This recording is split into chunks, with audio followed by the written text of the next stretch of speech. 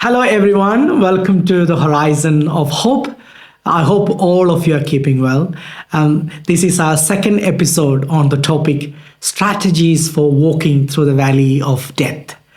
In the first episode, we talked about two stages in life, the first half and the second half of life. First half being the survival dance, second half being the sacred dance. And first half, and both this half, we had two analogies. One was the cup, the other analogy was the two mountains.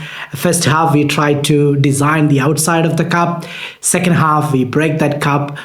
It's no more the outside of the cup that matters. What is inside the cup matters. The second mountain is about what we really want to do with our life, our purpose in God. But going from outside of the cup to inside, or going from the first mountain to the second mountain, there is a necessary suffering. But from last week's episode, somebody actually asked me, is it a sin to have a good life, that I design my cup really well, I have a good career, I have few houses, my children goes to beautiful school, I have a beautiful family, I'm very blessed with everything I have, all these identities I have. Is it wrong? No, absolutely not. If we are blessed to have an opportunity to build a good career, build a good family life, to own a house, to kind of achieve everything that we need to achieve to have a foundation, well and good. It's not at all a problem at all. However, sometimes our tendency is to stay in the first mountain, or stay designing the outside of the cup all through our life. None of us want to go into a deeper core. And a lot of the time, we try to escape, or we try to prevent anything that happens to us to take us from the first mountain to the second mountain. That means we are in our first sort of first half, trying to prevent, trying to protect everything we kind of cherished and designed. And that's why we discussed that it's normally we are seduced into the valley or to the next stage in life through a sin, through a suffering, through a tragedy. It could be a divorce, it could be a cancer scare, it could be a financial loss, it could be a family issue, it could be a sin or a scandal. It could be anything that is very tragic to us. I mean, in my own life, I would have never come into the valley unless there was an external force, external thing happening to me. I was so comfortable in my first mountain. I was trying to design my priesthood, the outside, how other people look at me. I was very busy saving the world. I didn't have any time to save myself.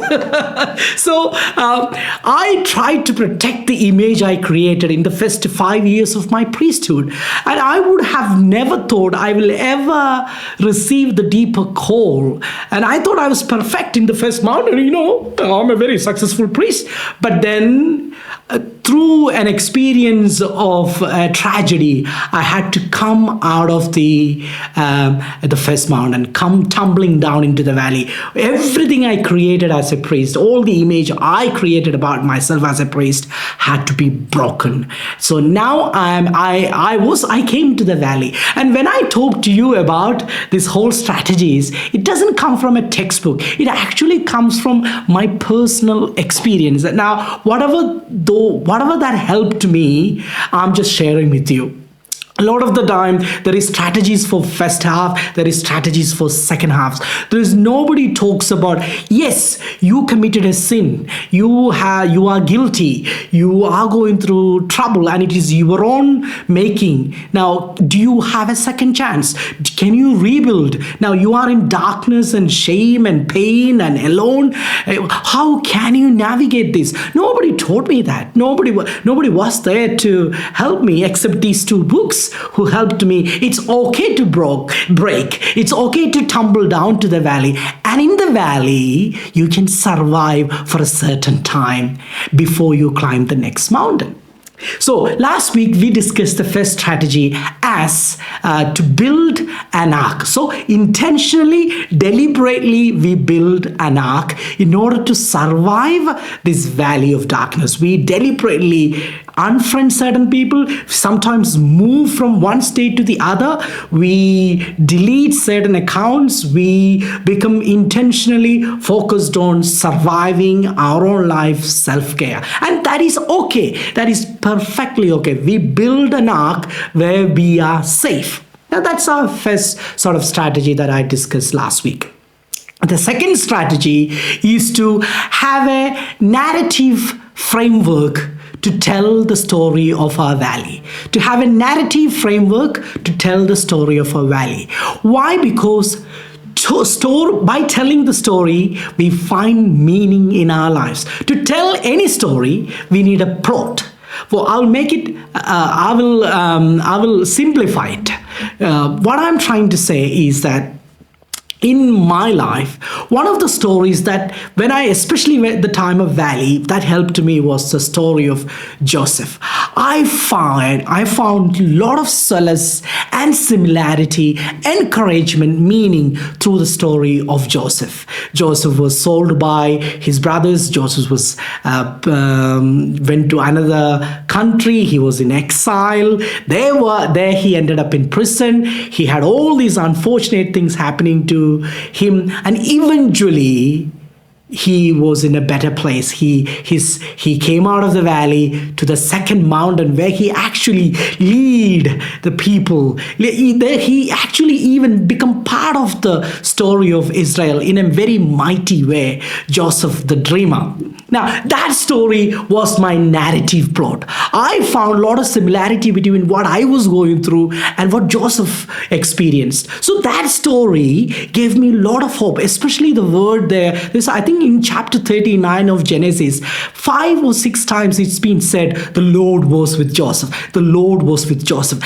Whenever I read that story, especially when I was going through this darkness, in my little ark, away from every distraction, everything that is pointing towards me, I was away from there, reading the Bible, reading the story, finding meaning. That particular word, the Lord was with him, with Joseph, gave me immense courage, because I thought, yes, I'm going through this difficult time in my little safe place, and the Lord is there with me. And then the patterns that worked, that even though Joseph went through struggles, eventually a lot of good things happened. A lot of good people he meet in the prison who recommended his name to the king. And then he comes to the court of Pharaoh. There he actually was given an opportunity to really show his gifts and charisms. And there he kind of rebuild his life and find a new calling. So I find that story gave me a lot of energy. So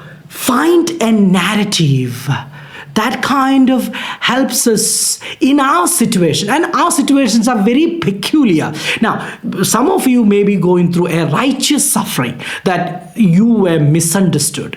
Now, I'm mostly interested in unrighteous suffering, because when you go through a righteous suffering, at least you can feel, I'm actually a righteous man, but other people are doing this to me. So you can feel some sort of honor in that. But what about you have committed a sin? You have fallen down. You made a mistake. You were reckless. You were disobedient, and there is guilt in it.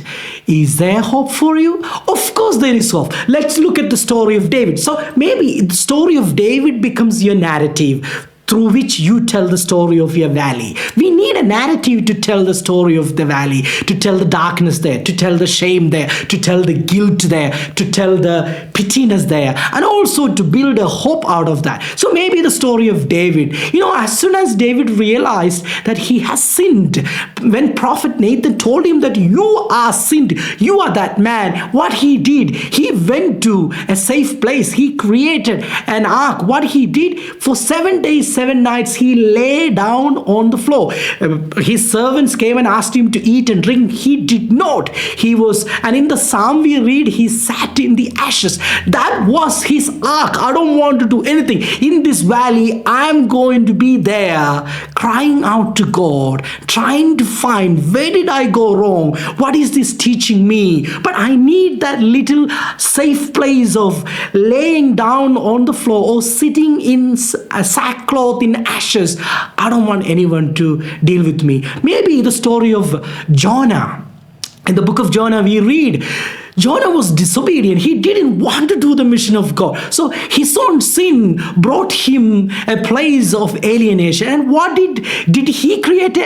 Did he build an ark? No, he was actually forced to be in an ark. That the whale, he was inside the whale. That was his ark, away from everything, where he's able to reflect on how good is Lord to him. And then he comes to the second mountain of boldly preaching and courageously preaching. And the same thing happens to Elijah. If you look at the first book of Kings, chapter 19, Elijah was afraid of Ahab. He ran away, and Jezebel was after him. And then where did he go? He goes to Mount Horeb, and his hiding place, his ark was this broom tree, and he was sitting under there. An angel came and gave him food and drinks. Angel came again, gave him food and drink. He was there for 40 days. So that was his ark, where he was in that valley of fear, trying to understand, what is God doing? I'm doing everything right, but something is happening to me. People are against me. People are attacking me. Now I am here trying to figure it out. And he needed that. So maybe that biblical narrative, that framework helps you to tell that story. Another story is the story of Moses.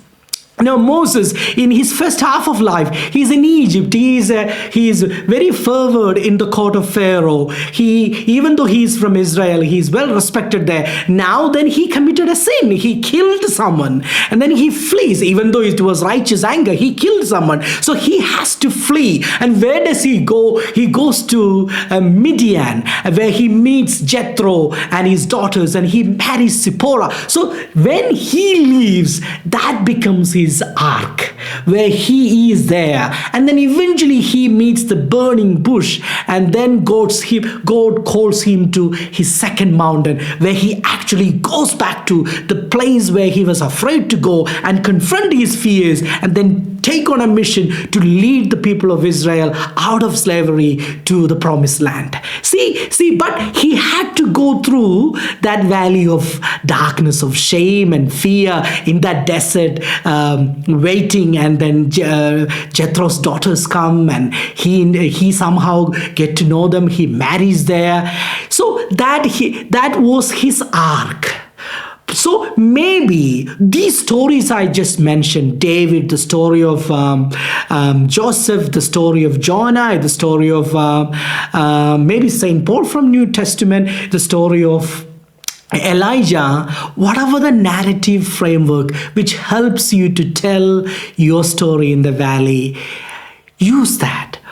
Read it again. I have no idea how many times I read Joseph's story, and every time I read, something new, hope came to me, a new sense of, no, the Lord is doing something bigger here. He's going to make things right for me. I don't have to be ashamed. And there are times I felt very insecure in the valley, very alone in the valley, but all those times I went back to that story, which gave me hope, which gave me purpose, which gave me that I am going to go through this because this is inevitable to change me. God does not love us so that we can.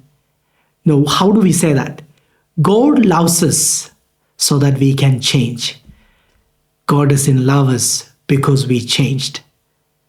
He loves us so that we can change. And please know that in this valley, God sees us. Psalm 139.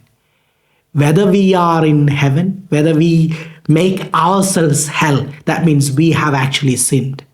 In both places, God sees us and loves us. And His love will change us. I hope you can find hope in the stories of the Bible, a story from the Bible to tell your story of the valley, to make sense of the past, to make sense of the present, and to look forward to the future. Amen. God bless you. Bye bye.